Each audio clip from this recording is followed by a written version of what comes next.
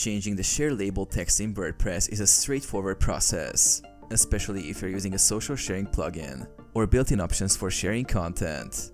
Here's how to do it. Using a social sharing plugin.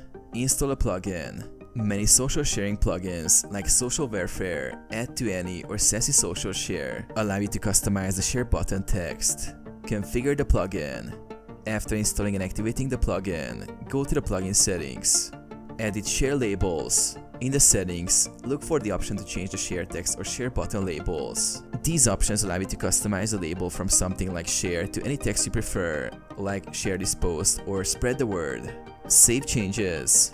After making the adjustments, click Save or Update Settings to apply your changes. Manually editing code. Edit theme files. If you're comfortable with coding, you can edit the template files responsible for the share buttons. Modify the share text. Locate the code for the social sharing buttons, and change the label of text in the HTML or PHP code.